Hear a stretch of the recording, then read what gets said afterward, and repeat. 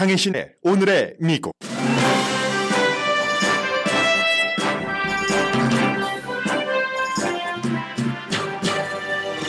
대통령 선거의 예비 선거는 사실상 끝났고 오늘부터 본선이 시작됐습니다. 바이든 대통령과 트럼프 전 대통령은 예상대로 슈퍼 투스데이에서 승리했습니다. 바이든은 미국령 사모아를 빼고 나머지 주에서, 트럼프 전 대통령은 버몬트주를 제외한 나머지 주에서 승리했습니다. 니키 헤일리 후보는 캠페인은 중단하지만 목소리를 낼 것이라고 말했습니다. 트럼프 전 대통령에게 축하했고 잘 되길 바란다고 말하면서 누구든지 미국 대통령이면 본인은 잘 되길 바란다고 덧붙였습니다. 특히 우크라이나 등 다른 나라를 지원해야 하고 정치인의 임기 제한을 해야 한다고 밝히면서 트럼프가 승리하려면 자신을 지지한 표가 필요하다고 말했습니다. 니키 헤일리가 캠페인을 중단하자마자 트럼프 전 대통령과 마지막까지 대치했던 미치 매코넬 공화당 상원 대표가 트럼프를 공식 지지했습니다. 공화당 화합에 도움이 될 지지 선언입니다. 그러나 트럼프 전 대통령은 일종의 승리 연설에서 이민자가 미국을 망치고 있다면서 사실과 다른 주장을 하고 통합과는 전혀 다른 고함을 쳤습니다. 내일 있을 바이든 대통령의 국정연설이 더욱 주목됩니다. 바이든 대통령은 국정연설에서 유권자에게 자신의 집권기간이 트럼프 시대보다 나았다는 것을 설득하려고 할 것이고 이민이나 중동 정책에 불만하는 사람들에게도 메시지를 줘야 합니다.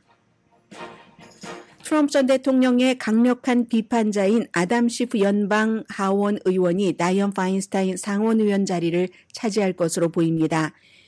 예비선거에서 2위인 야구선수 출신인 공화당 후보와 11월에 결선을 치러야 하지만 승부는 이미 끝난 것이나 마찬가지입니다. 함께 싸운 민주당 후보들이 쉬프 후보의 표를 많이 가져갔기 때문에 결선에서는 공화당 후보를 가뿐하게 이길 것으로 예상됩니다. 영킴과 미셸 스틸 연방 하원 의원도 큰 표 차이로 1위 결선 진출하게 됩니다. 데이빗 김과 데이브 민 연방 하원 후보도 11월 결선에 진출할 것으로 보입니다. 현재 2위입니다. 주 상원 선거에서는 최석호 후보가 2위고 잔이 후보는 주 하원 결선에 진출을 확정했습니다. 존니 LAC 의원은 도전자가 한 명이었기 때문에 당선이 확정됐고 그레이스 유 후보는 현 시의원과 약 10% 차이로 결선에 진출하게 됩니다. 라케나다 플린트리지 시의원 후보 지니 김 홉스는 현재 선두입니다. 홈리스 피플의 정신건강과 주택 마련 아닌 캘리포니아 주민 발의안 1은 찬성이 반대보다 1% 정도 앞서가는 채 개표 진행 중입니다. 로스앤젤레스시의 자전거와 버스 차선을 만들자는 HLA는 압도적 차이로 통과됐습니다. 조지 게스콘 LA 검사장은 전 연방 검사와 결선을 치르게 됩니다. 크리스틴 시네마 애리조나주 연방 상원 의원이 재선에 출마하지 않는다고 선언함으로써 민주당과 트럼프를 지지하는 공화당 후보의 대결이 애리조나에서 있을 것으로 보입니다. 제롬 파웰 연준 의장이 의회에 출석해 빠른 시일 안에 이자율이 인하되는 걸 기대하지 말라고 말했습니다. 일론 머스크가 트럼프 전 대통령을 만난 뒤 트럼프나 바이든에게 선거 자금을 기부하지 않고 있다고 밝혔습니다. 한국의 인턴과 레지던트의 파업과 정부의 해고 경고 대응이 세계적으로 주목받고 있습니다. 여러분 안녕하십니까? 오늘의 미국 강혜신입니다. 1970년대부터 이제 예비 선거로 특히 이제 대선 후보는 결정하게 됐는데 그 이후에 이렇게 경쟁이 없었던 시즌 예비 선거가 없었습니다. 바이든 대통령과 트럼프 전 대통령은 후보가 되는 그 대의원 숫자를 확보하지 못했지만 따놓은 당상입니다. 이제 다음에 있을 선거에서 뭐 거의 그 숫자를 채울 게 분명하기 때문에 바이든과 트럼프의 재대결로 결론이 내려졌습니다. 미국 대통령 선거는요. 그리고 헤드라인에서 많은 선거의 결과는 일단 말씀을 드렸기 때문에 맨 앞 섹션에서는 대통령 선거와 연관된 뉴스만 보도를 해드리겠습니다. 그리고 두 번째 섹션에 캘리포니아와 뭐 여러 한인이 연관된 선거 등을 보도를 해드리겠습니다. 바이든 대통령은 민주당의 대통령 후보가 되려면 1968표가 필요합니다. 과반수가요, 대의원에.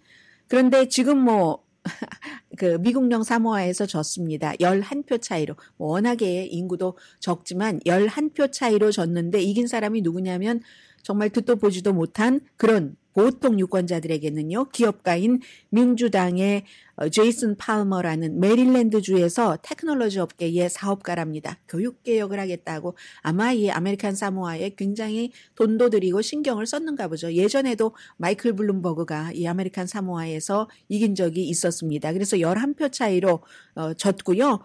바이든 대통령 그렇지만 지금까지 이제 모든 주에서 다 승리를 했습니다. 다만 어제 선거 결과 언커미티드가 지난주에 미시건에서 많이 나왔고 13% 정도 나왔고 이번에는 미네소타주에서 5분의 1 정도가 지금 중동 정책이 이스라엘 정책이 마음에 들지 않는다고 나는 확정짓지 않았습니다 하는 그런 그 언커미티드에 투표를 했습니다. 트럼프 전 대통령 후보가 되려면 1215표가 필요한데 지금 1015표 가졌거든요.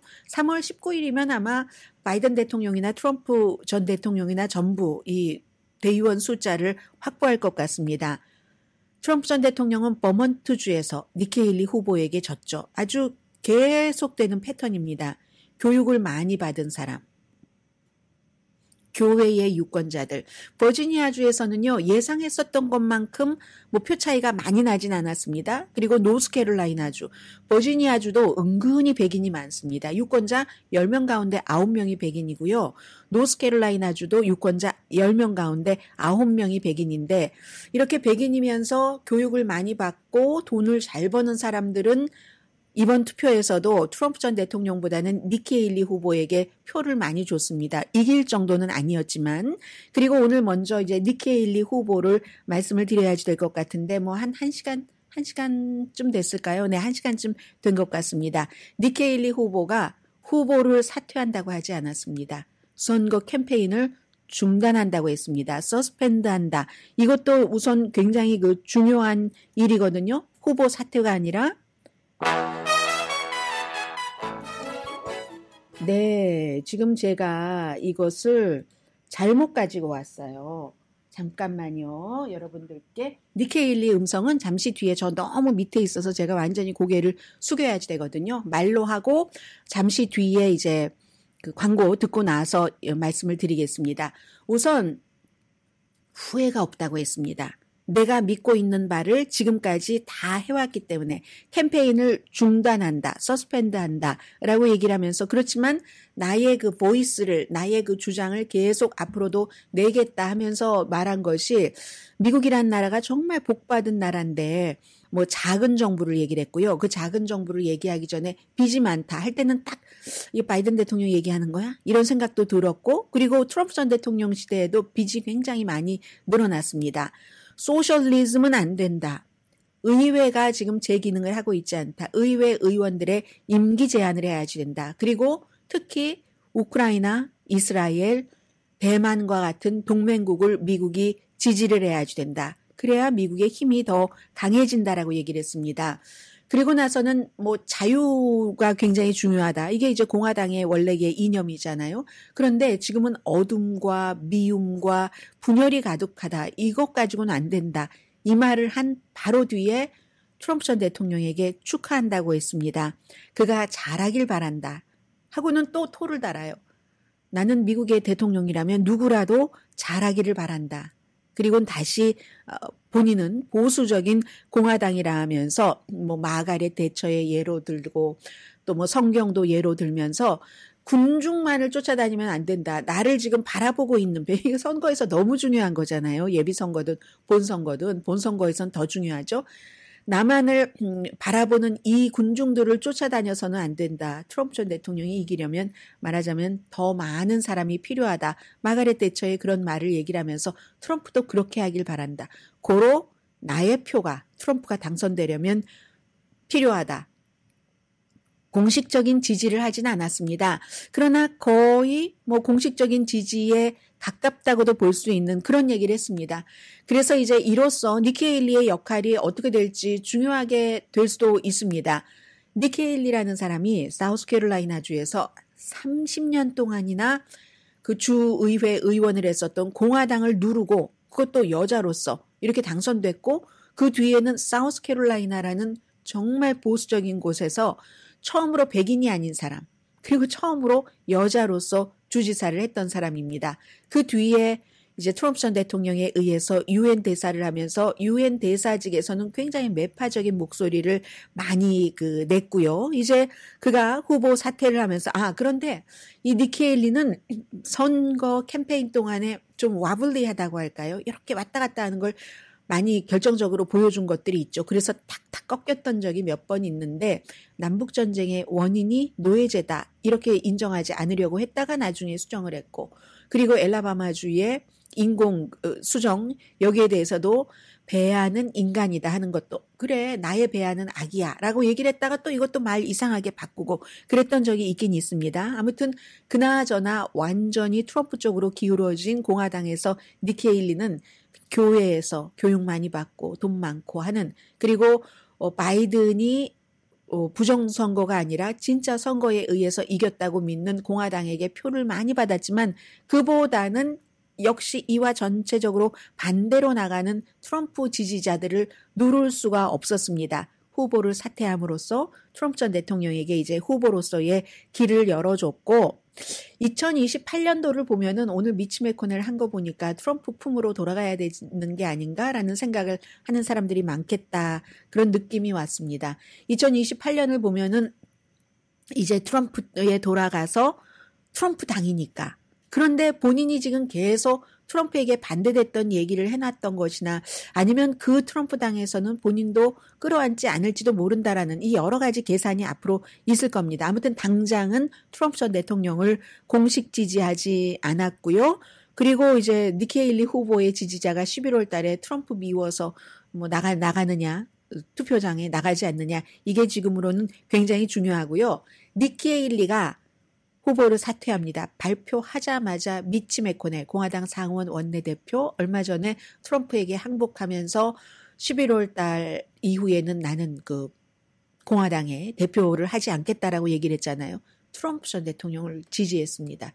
내가 상원 대표인데 트럼프를 지지하는 게 하나도 이상하지 않지. 이상하지 않으면 빨리 지지하지 왜 이제까지 왔습니까? 그냥 미적미적하다가 할 수 없이 본인도 이제 남은 임기를 그 공화당 내부에서 살아야지 되기 때문에 트럼프를 지지한 것으로 보입니다. 그러나 공화당에는 굉장히 이게 화합적인 그런 화합에 도움이 될 겁니다. 미치 매코넬이라는 누구보다도 트럼프에 강경하게 반대했었던 상원의 원내대표가 이 트럼프 전 대통령을 지지했기 때문에 이제 그렇습니다.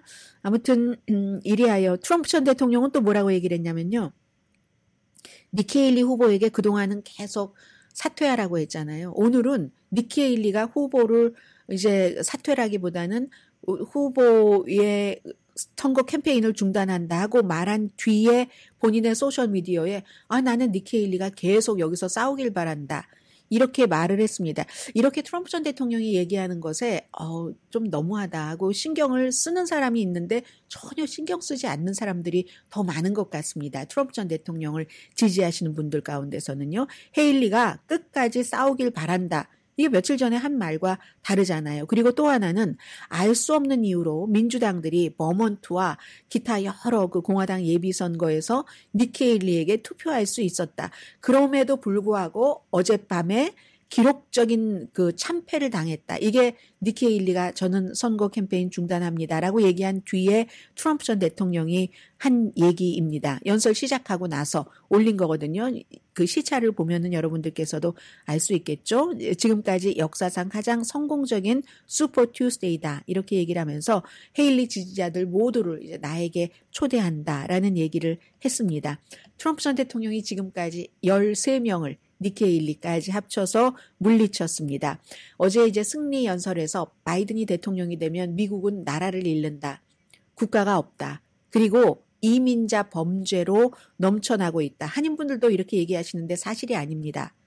스탠포드 대학교, 옥스포드 대학교, 심지어는 카토 연구소가요. 공화당의 코크 브라더스가 만든 연구소입니다. 그게 진보 연구소가 아니잖아요. 그런데도 이민자들은 미국에서 범죄만 놓고 보면 백인이나 흑인보다 감옥에 가는 그런 비율이 30%, 60%씩 낮다. 이런 결과를 내놓습니다. 진보, 보수 할 것 없이. 그런데도 이민자 범죄로 미국은 넘쳐나고 있다. 이렇게 얘기를 했습니다. 어젯밤에 니키 헤일리를 말하지 않더니 오늘 이제 아침에 그렇게 얘기를 한 거고요. 2016년 선거를 보면 사법 리스크가 여러 가지가 있더라도 용서받는 사람이 될 것 같습니다. 공화당 트럼프 전 대통령 지지자 그 사이에서는 일주일 전에 막 뭐 이상한 여자에 대한 이상한 말 등등이 나와도 아무도 신경 쓰지 않고 트럼프 전 대통령을 지지하시는 분들은 투표를 했으니까요.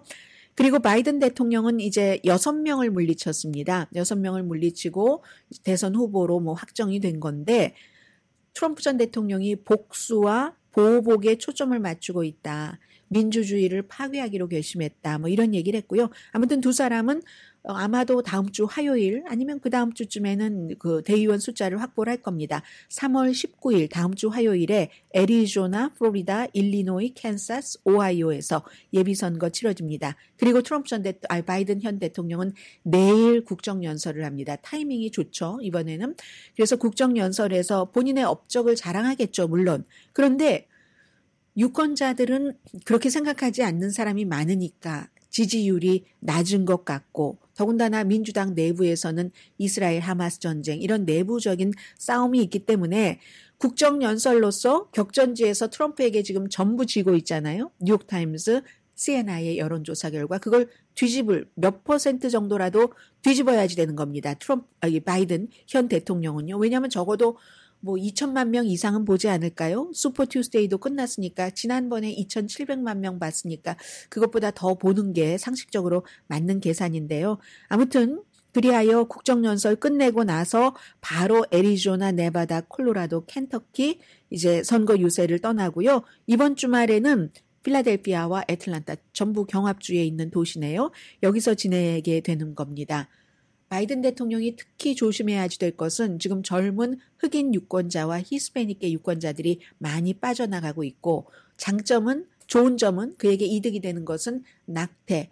또 은근히 민주주의가 다 없어질 것 같아 트럼프가 대통령이 되면 이렇게 생각하는 사람이 많거든요. 그 두 가지 이슈는 바이든에게 또 좋은 것이고 트럼프 전 대통령도 뭐 인기 없긴 마찬가지죠. 물론 그 지지자들 사이에서의 인기는 엄청나지만 그렇지만 지난 선거에서 이제 이게 중요한 거죠. 바이든을 트럼프가 싫어서 바이든에게 투표를 했는데 이번에 지내보니까 뭐 여러 가지 이유로 바이든이 마음에 안 들어요. 이 사람들이 굉장히 고통을 받을 겁니다. 11월 달에 이 사람들을 투표장에 나와서 바이든은 자신의 표로 하느냐 아니면 트럼프는 트럼프 표로 하느냐 이게 문제죠. 지금 바이든 표 가운데서는 한 10% 정도가 트럼프에게 투표한다고 하고 트럼프 표 가운데서는 한 7%가 바이든에게 투표한다고 하거든요. 그렇기 때문에 항상 제일 중요한 것은 오늘 아침 니키 헤일리가 얘기를 한 바로 그 이제 나를 따르는 무리들이 아니라 그냥 일반 그 중도 성향의 사람들을 쭉 끌어안고 가는 거. 그게 이제 바이든이나 트럼프나 전부 중요한 숙제가 되겠죠. 지금부터 11월의 첫 번째 화요일까지요.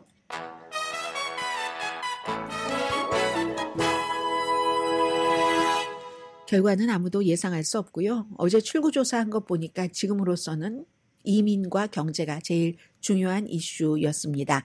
잠시 뒤에 뭐 캘리포니아주에서 어떤 선거가 있었는데 이랬다 이것도 중요하지만 그 내용들을 보면은 아 이렇구나 그리고 다들 바빠서 언론사들도 다들 바빠서 뭐 예를 들어 캘리포니아 주에서 아담 시프와 이제 그 연방 검사가 같이 대결을 한다. 공화당과 민주당이 뭐 처음으로 대결.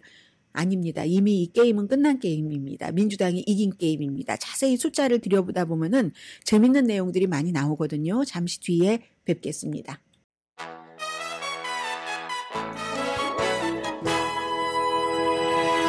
라디오 서울 방송 오늘의 미국 듣고 계십니다. 제가 좀 전에 말 실수하지 않았던가요? 혹시? 지금 말씀드리려고 하는 아담 쉬프, 현재는 연방 하원 의원이고 다이언 파인스타인 사망한 연방 상원 의원 자리 90년대 초부터였어요. 그 자리에 이제 가겠다 하는 이 아담 쉬프 연방 하원 의원이 무슨 연방 검사랑 같이 제가 선거한다 그랬죠. 머릿속에 막 여러 가지 선거가 막 들어가 있어서 그렇게 됐습니다. 스티브 갑이죠. 샌디에고 파드레스와 LA 다저스에서 야구 스타, MLB 스타 11월에 대결을 하게 됩니다. 대결을 하게 되는데요. 이게 이미 대결을 제가 볼 때는 대결이 필요 없는 대결입니다. 이게 왜냐면요. 지금 퍼센티지를 보면은 아담 쉬프가 34%, 스티브 가비가 32% 받았거든요. 그런데 케이리 포로 자리를 네이브민 주 상원의원이 지금 들어가려고 해서 결선까지 올라갈 것 같고요. 아직 최종적으로 확정된 건 아니지만 케이리 포로와 바브라 리 이 두 명의 민주당 현 연방 하원 의원들이 받은 표가 22% 정도 됩니다. 이거 다 아담 쉬프 표거든요. 그러면 적어도 56% 이상이 되기 때문에 해볼 필요도 없는 겁니다. 이거는 뭐 결선을 치르긴 치르지만 스티브 가비와 그래서 아담 쉬프가 이건 왜 중요하냐면 미국의 모든 매체가 다 보도를 하는데 미국 매체뿐만이 아니라 세계의 모든 매체들이 보도를 하죠. 왜냐하면 트럼프 전 대통령이 다시 대통령으로 된다는 것을 가정을 하면 아담 쉬프가 전에는 하원에서 대통령 탄핵을 주도를 해서 뭐 목이 너무 가늘어서 연필 같으니 뭐 이렇게 막 조롱을 받았는데 트럼프 전 대통령으로부터 대통령이었을 때 이제는 하원보다도 한 단계 높은 상원에 가서 어떤 역할을 할 수 있다는 겁니다. 그게 제일 이 아담 쉬프 의원으로서는 중요하고요. 특별한 일이 없으면 11월 달에 당선될 것이라고 보시면 됩니다. 그리고 연방 하원을 보겠습니다. 코리안 아메리칸 연방 하원들이요. 34지구가 지미 고메스와 데이빗 김 후보가 아마도 이제 두 사람이 겨룰 것으로 보이는데 그것도 한번 보죠. 34지구. 굉장히 이게 리스트가 길어서요. 제가 조금 시간이 걸릴지도 모릅니다. 34지구죠. 이제 15지구예요. 24지구, 27지구, 34지구 보면은 지미 고메스가 51%, 데이빗 킴이 현재 23.8%입니다. 그런데 제가 어제도 말씀드린 것처럼 또 다른 한인 후보인 켈빈 리 후보가 17.9%를 받았습니다. 이 켈빈 리 후보의 표가 데이빗 킴 후보의 표와 얼마나 중복되는지는 모르지만 중복이 되는 부분이 분명히 있으리라고 보여집니다. 그래서 아마도 이 데이빗 킴 후보가 결선에 나가면 지금으로서는 켈빈 리 후보가 3위에서 2위로 올라가서 지미 고메스 현 의원과 겨룰 확률은 없어 보이거든요. 왜냐하면 표 차이가 워낙에 많이 나니까 24% 대 18%, 6% 정도나 나고 개표는 어느 정도 됐기 때문에 이거는 좀 아닐 것 같고요. 이렇게 볼 때 데이빗 킴 후보가 조금 더 지금 23%보다는 훨씬 밝은 그림이다. 이렇게 보시면 될 것 같고요. 그리고는 이제 영킴 현 의원 40지구를 보겠습니다. 확정됐습니다. 여기는 영킴 의원이 54.8%, 조금은 투표가 조금 남았을 수도 있어요. 그리고 이제 역시 영킴 의원은 공화당이고 민주당인 도전자입니다. 조커 도전자가 27.6%거든요. 그런데 세 번째, 제가 그제 잘못 말씀드린 것 같아요. 두 사람이라고. 세 번째의 후보가 17.6%를 받았는데 민주당입니다. 그럼 이렇게 되는 경우는 영킴 의원이 54.8%지만 28에다가 18을 더하면 얼마예요? 28에다가 18, 한 40 몇 %. 뭐 영킴 의원이 받은 거 나머지 한 10% 정도 차이가 난다고 볼 수 있는 거죠. 민주당 표가 거의 민주당으로 가지 공화당으로 가지는 않을 확률이 높으니까요. 지금 영킴 의원은 그런 형편이고, 그리고는 이제 미셸 스틸 의원에 가보겠습니다. 53.4% 지지를 받아서 아직 여기는 조금 더 확정이 더 안 됐어요. 나머지 4명 후보들이 전부 민주당입니다. 53.3%고 그 바로 쫓아오는 후보가 17.9%, 그 다음이 15.3%거든요. 누군가가 되겠죠. 누군가가 되지만 여기도 영킴 후보와 마찬가지로 한 10% 정도 차이로 미셸 스틸 그 의원이 자리를 지키고 있다. 이렇게 보시면 될 것 같습니다. 그래서 이미 이 40지구와 45지구도 영킴 의원과 미셸 스틸 의원이 그냥 확정이다라고 보는 사람들도 많습니다. 이게 앞서 말씀드린 아담 쉬프 케이스와 마찬가지죠. 그리고는 여기도 아직 확정되지는 않았는데 거의 확정이라고 보시면 될 것 같습니다. 47지구 연방 하원 의원의 지금 그 데이브민 주상원 의원이 출마를 했잖아요. 그런데 27.4%를 받았고 스카파우 공화당입니다. 31.9%예요.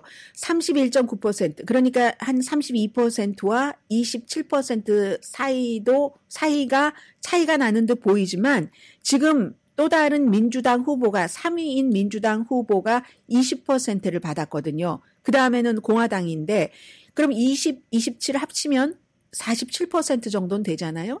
그래서 여기도 굉장히 해볼 만한 데다. 47지구의 데이브민 그 후보도 무척 해볼 만한 데다 하는 건 말씀드릴 수 있고요.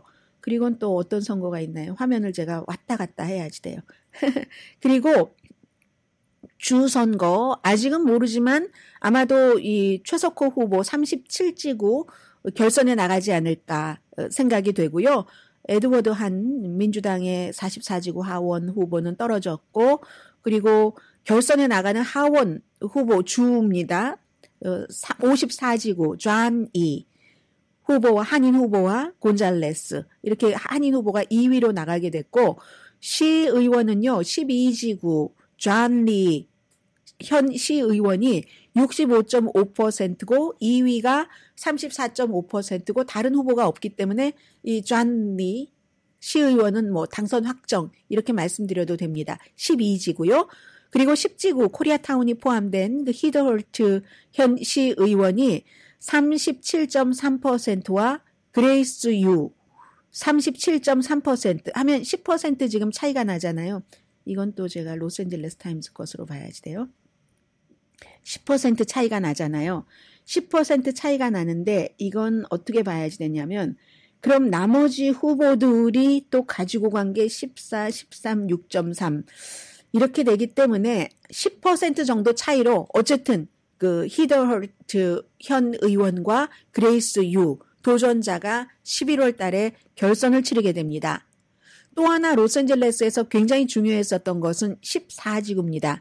케빈 들레온 현 시의원이 다른 히스패닉계 라틴계 시의원들과 무슨 인종차별적인 언사를 했다 해서 누구는 물러나고 했지만 케빈 들레온이 끝까지 자리를 지켰습니다. 끝까지 자리를 지켰는데 지금 딱 막상 이렇게 하고 보니까 27.2%, 2위가 미구엘 산티아고 후보가 20.3%. 그래서 아마 이것도 확정적이라고 할 수는 없겠네요. 케빈 들레온은 확정적이지만 2위와 3위 후보는 아직까지 확정적이라고 말씀드릴 수는 없고 케빈 들레온 시의원도 결선이 확정이 됐다. 이 선거도 지금 굉장히 중요하고요. 그 다음에는 글렌데일의 시의원 선거에 나갔던 캐런 곽 후보는 뭐 탈락됐습니다. 4위예요. 또 라캐나다 그 프리트리지의 지니 김 홉슨 민주당인데 지금 시의원 선두를 지키고 있습니다.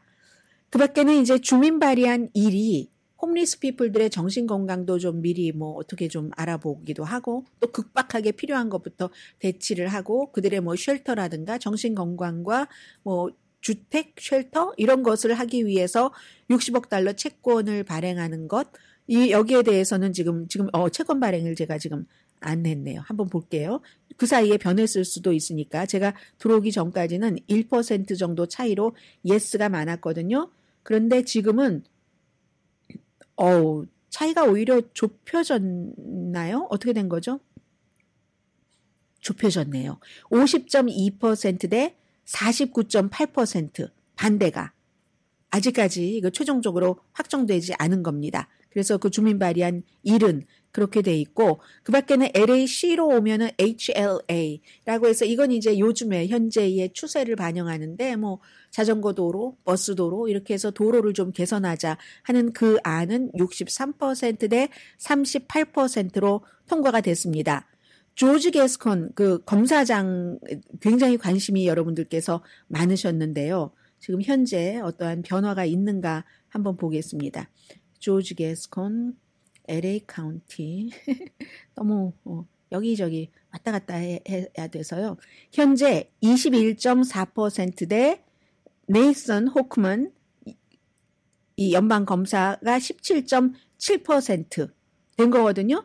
그런데 지금 이것도 조지 게스콘이 결선을 그러니까 두 사람이 지금 치르게 되는 게 확정적이라고 보셔도 되겠습니다. 왜냐하면 3위가 13.4%이기 때문에 차이가 아주 많아요.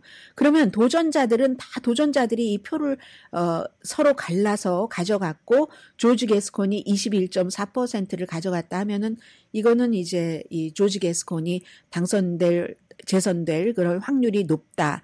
이렇게 보시면은 될 것 같습니다. 자, 캘리포니아주 이렇게 됐고요. 그 밖에 텍사스주에서는 공화당 하원 의장 데이드 필런이라는 하원 의장이 굉장히 극우 성향의 도전자와 겨루게 됩니다. 왜냐하면은 이제 그 실패한 검찰총장 탄핵을 주도했다 해서 트럼프 전 대통령을 지지하고 또 트럼프 전 대통령이 지지한 그 텍사스주에 막 비리가 많은 그런 그 검찰총장 있잖아요. 그 사람 탄핵을 주도하게 됐다 해서 아주 그 어려운 지금 그 싸움을 결선에서 치러야지 되고 테드 크루즈 연방 상원 의원은 콜린 알레드라는 민주당 후보와 11월 결선에서 선거를 다시 싸워야지 됩니다. 노스캐롤라이나 주지사는 공화당 후보 마크 라빈슨, 트럼프 전 대통령이 지지하는 부지사입니다. 이 사람은요, 동성애자는 쓰레기라고 얘기를 해요. 인간인데 쓰레기다. 인간 쓰레기라고도 안 합니다. 그냥 쓰레기. 이렇게 얘기를 하거든요. 그렇게 얘기하는가 성향은 아실 수 있을 것 같고 그 사람이 민주당의 검찰총장인 조시 스타인과 같이 이제 11월에 결선을 치르게 되는 이 정도가 어제 슈퍼 튜스데이에서 굉장히 주목을 받았던 선거입니다. 그리고는 여기까지만 일단 할까요? 잠시 뒤에 뵙겠습니다.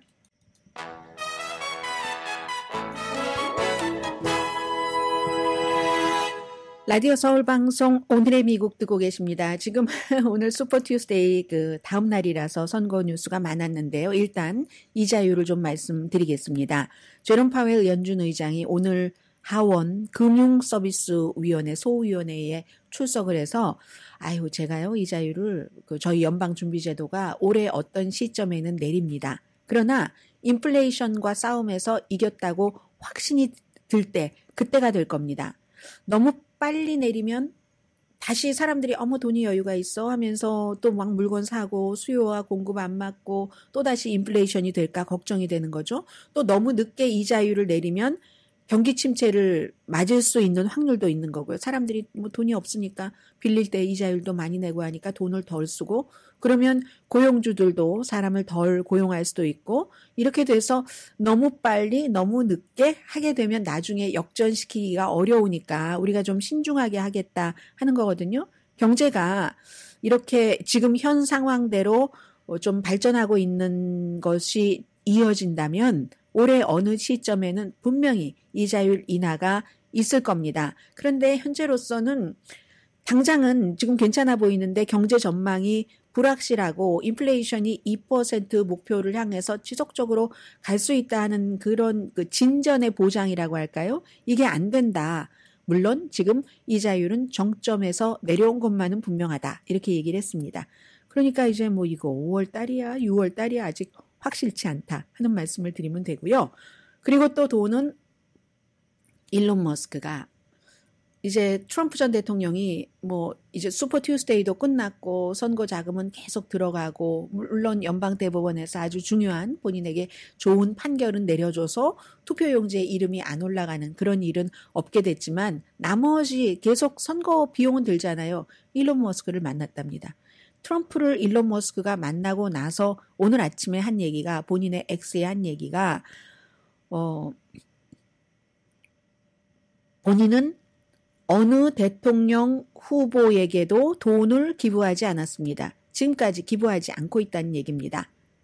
그렇지만 이 일론 머스크 얘기도요. 그대로 받아들이면 안 됩니다. 일론 머스크도 트럼프 전 대통령과 좀 비슷하게 얘기를 하는 게 많아요. 이거 이 얘기야 저 얘기야? 같은 문장에서 반대되는 말을 하기도 하고 왜냐하면 슈퍼팩에는 기부를 하거든요. 그럼 슈퍼팩에 기부하면 그 정치행동위원회 슈퍼팩에서 또 후보에게 기부를 할 수도 있고 하니까 아무튼 뭐 바이든 대통령은 상당히 이 기금으로는 이점을 갖고 있고 트럼프 전 대통령도 이제 후보로 확정되면 이게 공화당 전국위원회에서 반발이 있기 때문에 돈을 전부 쓸 수 있을지 없을지는 모르지만 아직까지 분명히 지금보다는 훨씬 그 돈을 쓸 수 있는 여유가 많아지는 건 사실이죠. 일론 머스크가 뭐 순자산이 1950억 달러가 넘잖아요. 세계에서 뭐 가장 부자 중에 한 명. 때로는 뭐 자리를 한 계단 내려가기도 하지만 가장 부자 중에 몇 명에 속합니다. 그러면서도 또 이 일론 머스크가 뭐 돈에 대해서 그럼 어느 후보에게도 안 준다는 건 일론 머스크의 스타일로 보면 아직까지 누가 대통령이 될지 알 수 없다는 건가? 뭐 이렇게 볼 수도 있는 거고요. 그리고 일론 머스크는 11월 달에는 뉴욕타임즈에 뭐라고 얘기를 했냐면 바이든에게 투표하지 않을 겁니다. 이렇게 얘기하고 나서 그래요? 그러면 또 이렇게 얘기를 합니다. 그렇다고 제가 트럼프에게 투표한다고도 안 했습니다. 이렇게 얘기를 했지만 어쨌든 2022년도에는 공화당에 투표해라. 이런 것들을 굉장히 많이 권고를 했다는 것은 사실이고요. 그리고 돈이니까 이참에 말씀을 드리겠습니다. 지금 한국의 그 인턴과 레지던트가 굉장히 지금 그 파업하는 것이 1월 말경부터 세계에서 계속 보도를 해왔습니다. 그런데 여러분들께서 뉴스를 들으셨다면 다 아셨을 것 같아요. 근데 지금부터가 굉장히 중요한 것 같아서 저희도 같이 뉴스를 듣고 하고 하는 사람으로서 팔로우업은 해두시는 게 좋을 것 같다 해서 말씀을 드립니다.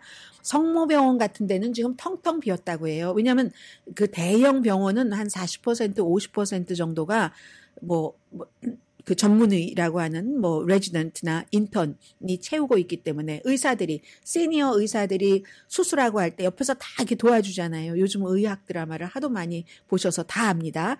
그런데 우선 이 얘기는 한국 의사들이 파업을 하게 된 것은 정부가 의대생 정원을 늘리겠다라고 발표를 한 것이고 의대생 정원을 늘리겠다라는 발표는 역대 대통령들이 많이 했습니다. 가장 최근이 문재인 대통령 때 그렇게 했었죠.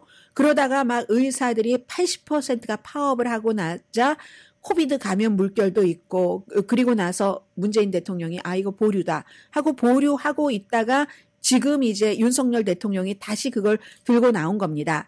한국이 지금 의사와 사람의 숫자가 어떻게 되냐면요. 개발된 국가 가운데서는 멕시코 다음으로 사람과 의사 숫자가 가장 균형이 안 맞습니다.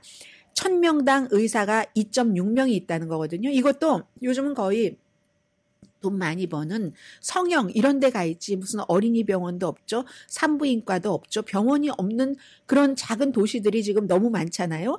그래서 한국에서 지금 정부에서 어떻게 하기로 했냐면 의과대학 정원이 현재 3,058명인데 2025년 내년부터 2,000명까지 늘린다. 한 65%? 70%, 65% 증가한 것을 늘리겠다.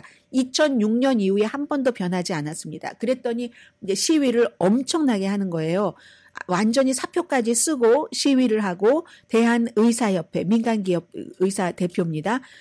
그 의사들에게, 레지던트, 인턴들에게 절대로 복귀하지 말고 파업하라라고 얘기하면서 미국에서 배워갈 건 또 다 배워가요. 마녀사냥이라고. 우리들한테 마녀사냥한다고 얘기를 하고 세계의사협회도 내과의사협회입니다. 대한의사협회 내에 선출된 지도자들의 목소리를 정부가 억압하려고 한다고 비난을 했고 젊은 의사들도 정부가 의대생 정원을 늘리기에 앞서서 우리 의사들의 페이와 근무 조건부터 얘기를 해줘야 된다. 우리가 뭐 40시간 잠도 안 자고 일하고 뭐 이렇게 적은 돈을 받고 얼마나 많은 일을 하는지 말도 안 된다. 의사 연봉은 한 20만 달러 됩니다. 한국이. 그래서 이제 한국의 보건복지부 장관은 파업을 끝내지 않으면 최종적으로 뭐 3개월 정도를 완전히 면허 정지도 시킬 수 있다 하는데 2월 20일부터 전체 뭐 한 70% 정도 9천 명 정도 레지던트 인턴 의사들의 그 정도가 이제 직장을 뭐 사표 쓰고 뭐 사표 수리가 안 된 게 많겠지만 그렇게 해서 지금 이렇게 되는 겁니다. 의사 면허 정지, 벌금, 뭐 징역형 등등의 법적 처벌을 받을 수 있다. 이렇게 돼 있고 그리고 여론은요. 그리고 대학교에서는 교수들과 대학과 뭐 다 또 의견이 달라요. 우리 뭐 2,000명 정도 받을 수 있다라고 얘기를 하면 한쪽에서는 그게 지금도 수업이 곤란한데 어떻게 이렇게 되는 거고 맨 중요한 것은 마지막에 말씀을 드리겠는데 여론은 76%가 의대생 늘리는 거 찬성합니다. 왜냐하면 의사가 모자라니까. 76%가 정당에 관련 없이 갤럽의 여론조사입니다. 그렇지만 비판하는 사람도 많아요. 윤석열 대통령이 하필 딱 요때 총선을 뭐 30며칠 앞두고 이게 인기가 있으니까 이럴 수가 있는가.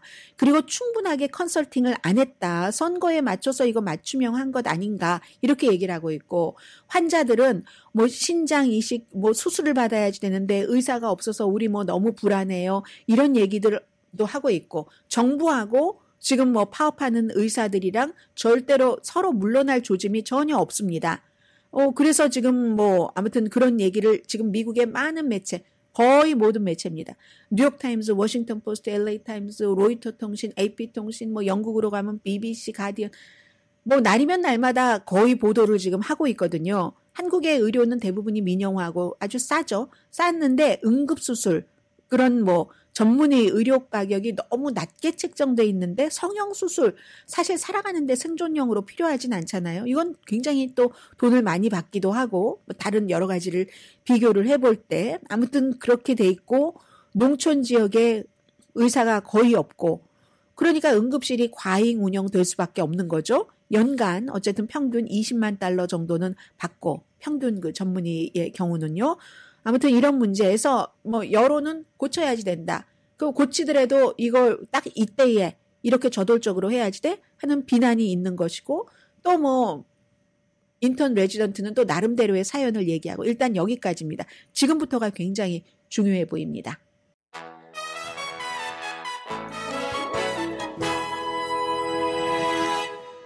라디오 서울 방송 오늘의 미국 듣고 계십니다. 앞서 전해드리려고 하다가 전해드리지 못했었던 정말 이상하네요. 제가 이렇다니까요.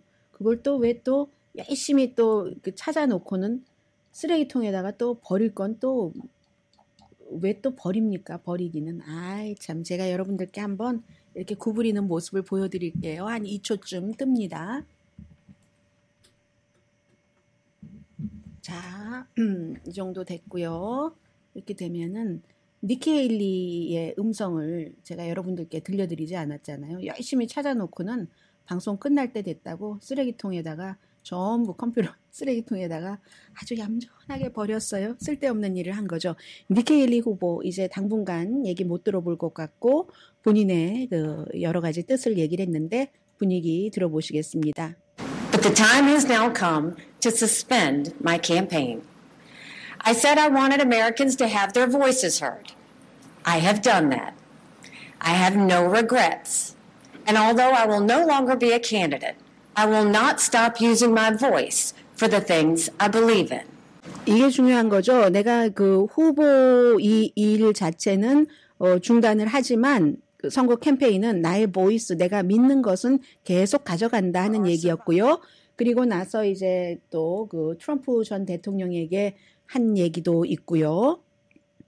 I congratulate him and wish him well. I wish anyone well who would be America's president. Our country is too precious to let our differences divide us. I have always been a conservative Republican and always supported the Republican nominee.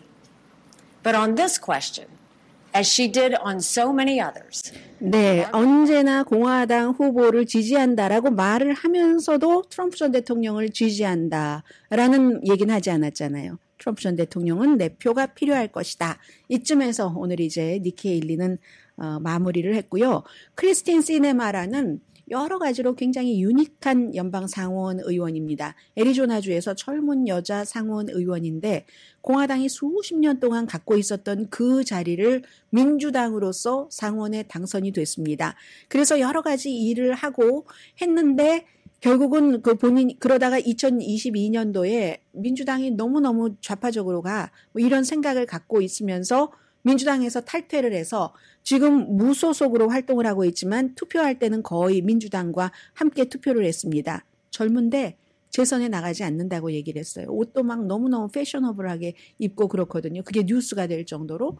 그러면서 이게 너무너무 이게 지금 크리스틴 시네마뿐만이 아니라 또 조 맨슨이라는 민주당의 웨스트 버지니아의 그 의원도 있고 그리고 공화당에서는 밋 롬니 이런 사람들이 거의 중도파라고 봐야지 되는데 이런 사람들이 좌절하는 겁니다. 중도주의가 지금 멸종되고 있다. 온건파를 우리가 잃어버리고 있고 유권자들이 좀 깨달았으면 좋겠습니다. 이게 크리스틴 시네마, 조 맨슨, 밋 롬니 이런 사람이 하는 얘기입니다. 그럼 애리조나에서 이 자리는 어떻게 되는가? 민주당의 후보와 공화당의 카리 레이크라고 뭐 트럼프가 남편보다 더 좋다는 지난번에 주지사 선거에 나가서 지고만 그 후보가 이제 아마 나와서 선거를 치르게 될 것으로 보입니다. 제가 그 뉴스를 전해드리지 않았네요. 뉴저지주의 밥 메넨데스 연방 상원 의원이 또 다른 혐의로 지금 조사받고 기소되고 하는 기소가 됐네요. 사법방해 혐의로 본인은 부인을 하지만, 근데 이것은 왜 중요하냐면은 역시 그 앤디 김 하원 의원이 그 자리에 상원에 도전을 하기 때문에 중요한 거고요. 그리고 다행이네요. 내일부터 텍사스주 펜핸들턴에 비가 내린답니다. 그 산불 소도 조금 시원해지겠네요. 강혜신이었습니다.